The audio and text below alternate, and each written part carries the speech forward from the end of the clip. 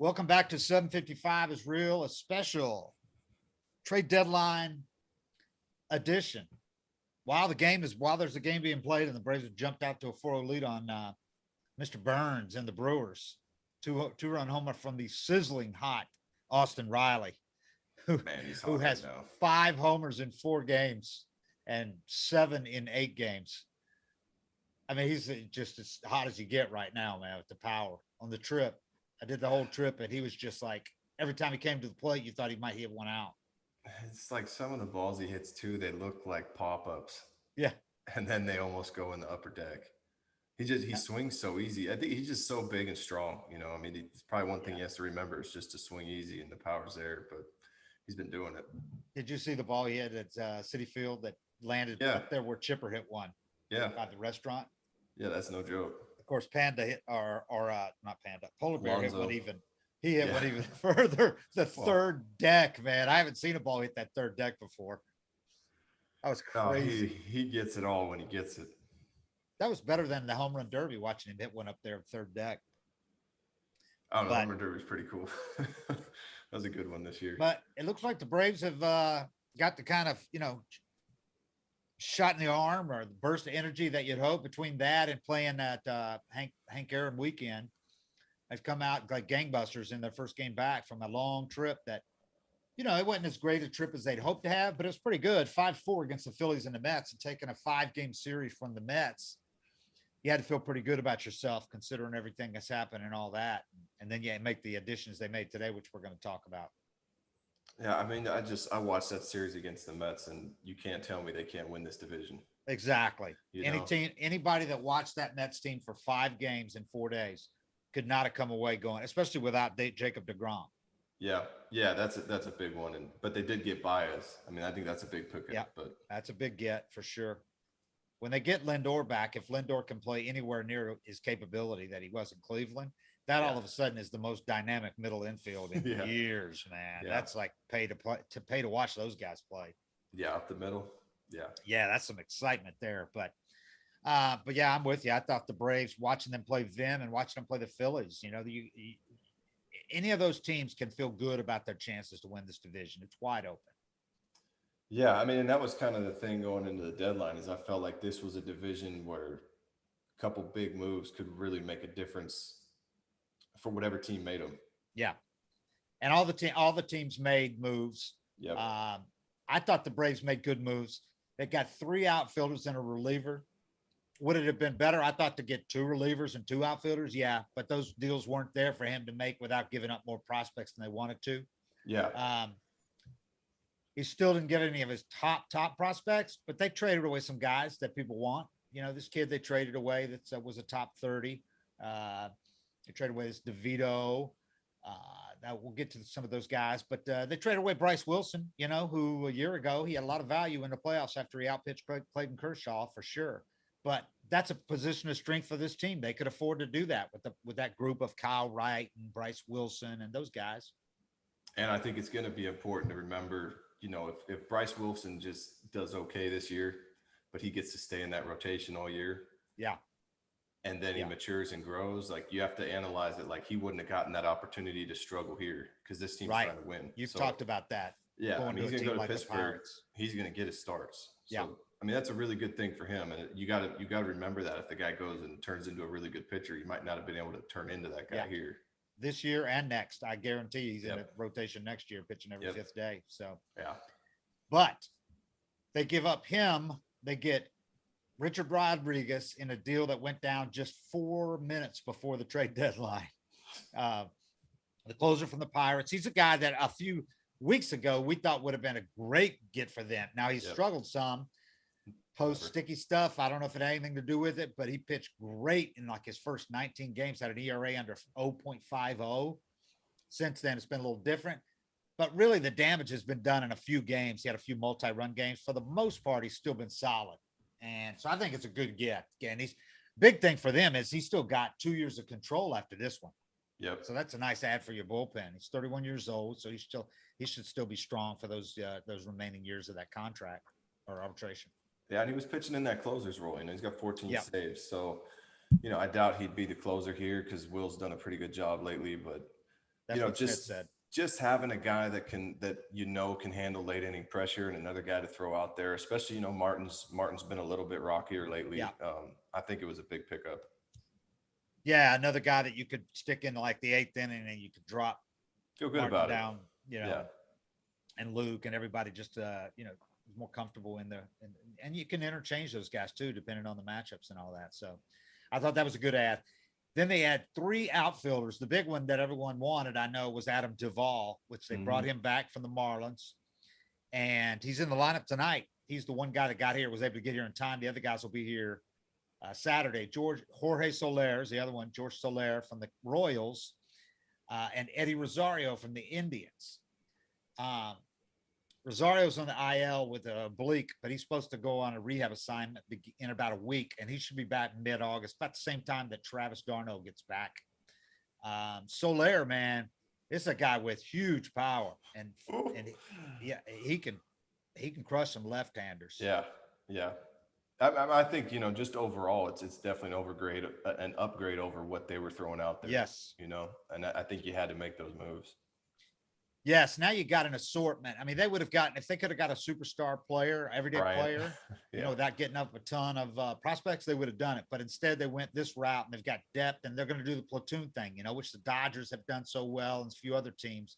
Because most of these guys can hit either lefties or righties pretty well, and they can all play. They've got versatility in the outfield too, so they're going to be able to move these guys around. Jock Peterson will probably play some center field. But these other guys can all play basically everywhere out there. Duvall's a good defender. He's got 12 defensive runs saved this year. Yeah. He's in left field tonight, but he'll play plenty in right, I think, which is where he was with the Marlins. Going back to somewhere you've had success is always nice. I mean, if you get traded to a random team, there's an adjustment period, but coming back here, he's going to have immediate comfort. So that's a good thing too. Yeah. If in case anybody forgot, Soler in 2019 hit 48 home runs. Yeah. So his numbers this year don't look good overall, but see, over the past 2 seasons, he's hit 204, 21 homers, 694 OPS, 157 strikeouts, and 534 PS. Okay. Nothing, right?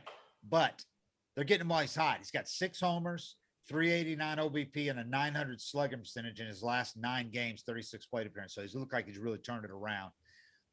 And against lefties this year, he's got 7 homers and an 836 OPS and 101 plate appearances. So if nothing else, you got a guy you can run out there against lefties and give you solid at bats and a power threat. Yeah, and that's just another thing too. You would get to the bottom of that lineup, and there wasn't really a threat there wasn't anybody you felt like you had to be careful with. You could attack those guys. It's different when a guy like Soler gets in the box. I don't care if he's hitting 050. When he gets in the box, the power threat's there. So you're going to pitch a little different. You're going to be a little more careful. And if you make a mistake, it could be 2 runs if there's just a runner on first, versus you were getting to the bottom of this lineup before and you'd have a runner on first, 2 outs. And it's just like, I'll just fire strikes in there. And one of the next 3 guys is going to ground out and I'm out of the inning. There were a couple of times in the last couple of days in New York where they got started in the inning with 2 hits. Mm-hmm.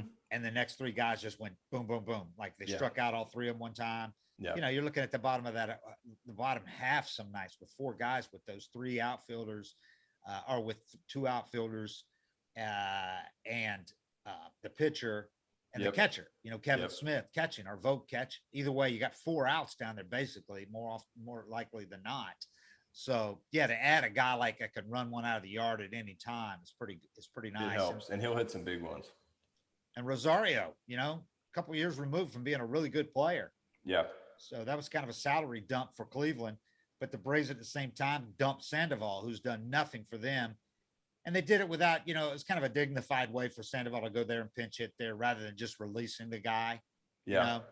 He's been important, but it's been for clubhouse chemistry, really nothing else, because really that was a wasted roster spot for the last couple of months. I know he was phenomenal early on with the 4 pinch hit homers, but he'll get his, if you win, he'd get a ring. You know what I mean? Yeah. he definitely made his contributions to the season. Yeah, but for sure. Yeah. 5 for 50 since May 2nd. Yeah. And that included a 3-hit game. So after the 3-hit game he had on, May 26th, since then he'd gone 1 for 31. Yeah. 34 games, 1 start. You could be below average club and a great clubhouse guy and have a positive effect on the team, but you could be the best clubhouse dude in the world. And if you're struggling that bad, I mean, Yeah. it's a tough break. A move's got to be made. Yeah. In Duvall, they're getting He's a good. guy who's got, he's got a modest slash this year, but he's got 22 homers and 68 RBIs, including 5 homers and 17 RBIs against the Braves in 12 games. I was thinking that was a win too, getting Trey Turner and Adam Duvall out of the division, or onto your team. I think Anthopoulos was like half serious when he joked, but I think he was half serious when he said, most importantly, we don't have to face him anymore. So we probably have a lot more wins against the Marlins if not for that. Yeah. Same with Turner. They didn't offer him arbitration last year, but they were thrilled to get him back, and he was glad to get back here too. Back playing for a contender after the Marlins had fallen out of it. So he hit 368 with a 1237 OPS against the Braves this year. Yeah, we need that to stop. Yeah, his overall slash was only 229, 277 OBP, and a 478 slash, 478 slugging, but killing the Braves. And they got him for Alex Jackson, who this is another guy that he's going to get a chance to go somewhere and play where they need a catcher. They could use a catcher for the future. And he had no chance here with the two that are ahead of him here, Contreras and Langoliers right behind coming. Yeah. There is no room for Alex Jackson on this team, because if Contreras isn't the catcher for the future, then Langoliers for sure is. And he's probably only a couple of years away at most. So writing on the wall there, they didn't need Alex Jackson. And maybe he'll do better at the major league level with them than he did with the Braves, because he really struggled mightily with the Braves in his 3 parts of 3 seasons up here. So, but it wasn't much. He didn't get much opportunity here, but he's really hitting AAA. So we'll see. Yeah, it's just another one of those moves where, sometimes you just feel like guys' career with your organization has run its course, and seen what you need to see out of them, and you make a decision. I thought that was a good trade, just to get somebody you feel like can help the team this year. Yeah. And then for Soler, they gave up a legit prospect. He was a 4th round pick out of Texas A&M in 2019, kind of a top 30 Braves prospect. Casey Kalich, right-hander. Again, dealing from a position of strength. They got a lot of guys like that coming up, more than enough starters coming up. And he pitched in relief actually at Rome. And he's kind of a guy that profiles as a good bullpen guy, but they got plenty of that. They could afford to give him up. He had 3.26 ERA in 20 appearances in high A this year, 35 strikeouts, 17 walks in 30 1/3 innings. So it's a guy that's still trying to harness the command, obviously. Yeah, I mean, you can have all the A-ball relievers you want. Yeah. if you give me a chance to win at the major league level or make a difference here, they're so far away. That's fine with me. The trade for Richard Rodriguez, they gave up Bryce Wilson and a prospect, Ricky DeVito. They gave it to Pittsburgh in that deal. Rodriguez is 31, had a 2.82 ERA in 37 appearances this year. Like I said, the first half of those were probably like 0.50 ERA. 14 of 17 saves converted, important. 33, and I like this line, so we're Braves fans, 33 strikeouts with only 5 walks in 38 1/3 innings. So another guy like a Martin who's not going to walk guys. I love that. So, they inquired into Craig Kimbrell, but the asking price was enormous. If you look at what the White Sox gave up for him, oh my God, they got a haul for that. So they sent him to the crosstown White Sox. The Cubs did. The Cubs, man, how'd you like to be a Cubs fan today? Just the heart just torn out of you because they just traded all their core guys. Yeah, one of my buddies is a Cubs fan, and I'm in a group chat with him, and he just kept sending, those crying emojis every time one of them left. I mean, I hate that side of the game. I hate that you can have that group and not win with it, and also feel like you can't retain them and got to trade them and break it all down. I hate the whole rebuild aspect of baseball, but every time it works, there's going to be more teams doing it. Yeah.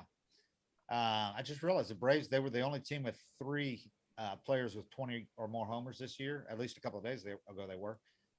They just added another one with Duvall, even though he hadn't hit them with them, obviously. They now have 4 guys with over 20 homers in their lineup.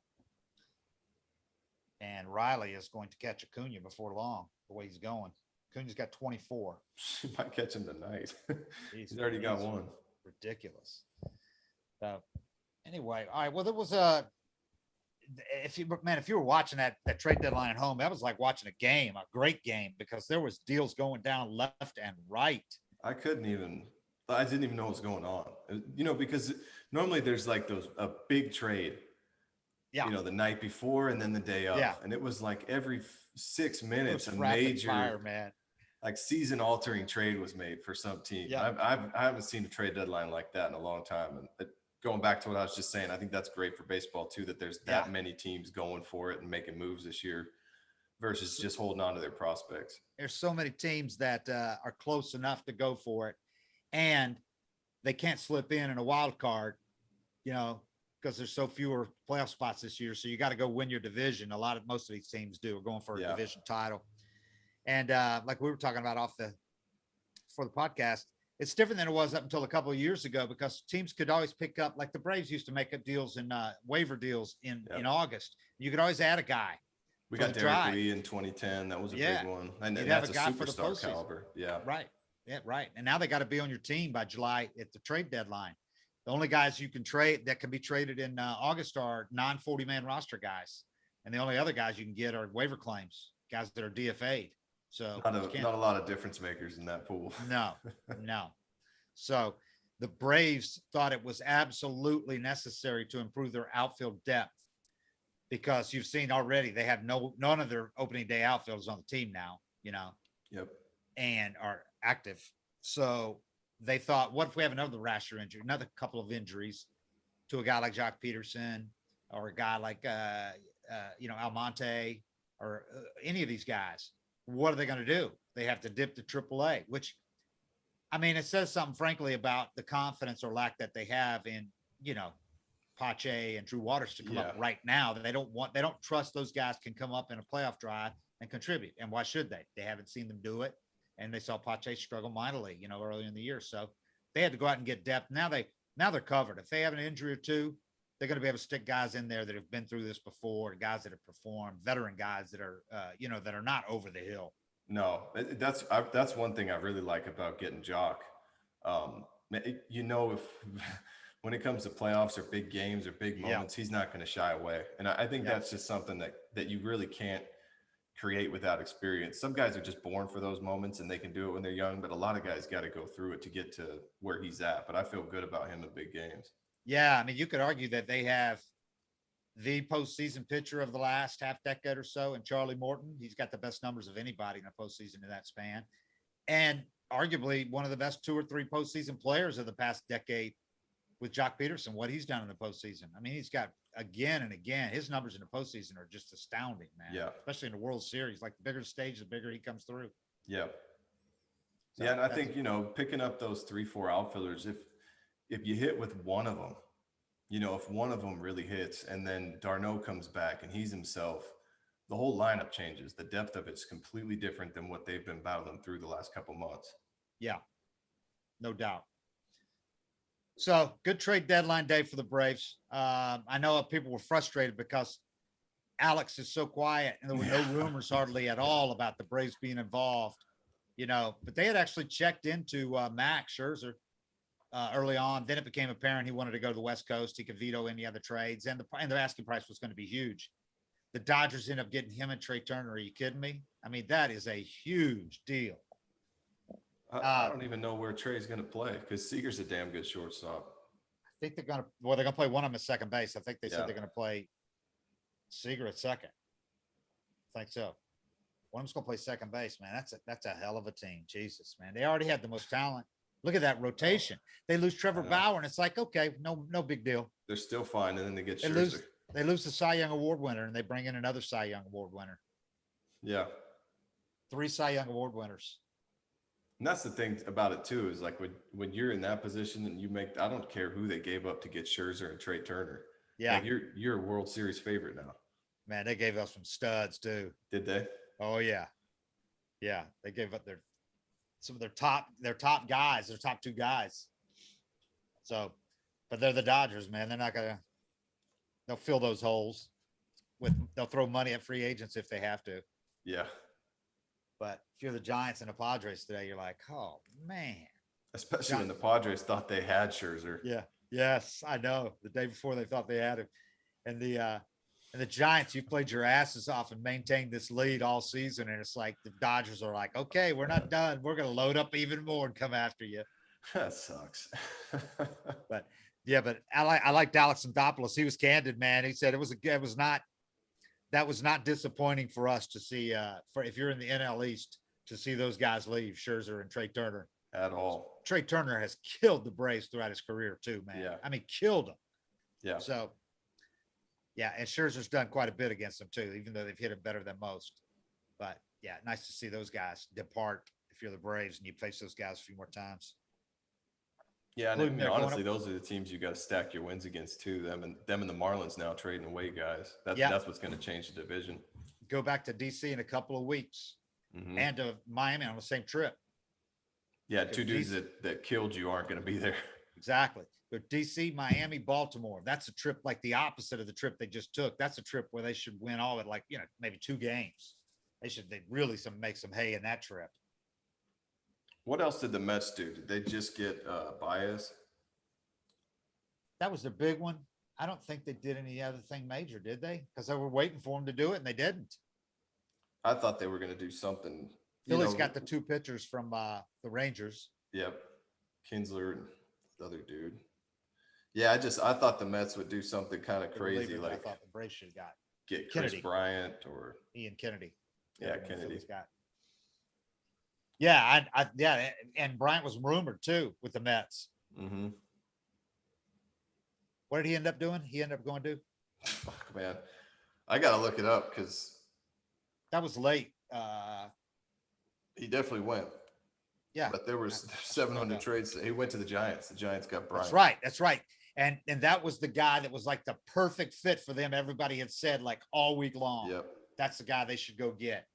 So yeah, they did all right too. Even though the Dodgers loaded up, the Giants, a damn good team. Add him to it. If Gausman and those guys can keep doing what they've been doing, it's going to be hard to hold the Dodgers off. No, what they did. For sure, man. For sure. It's going to be a great second half or last 2 months. I like where the Braves are. I know they're 4 games back. We've been saying that for weeks, but watching them on this road trip, man, I was on that whole trip and watching them and just how they carried themselves.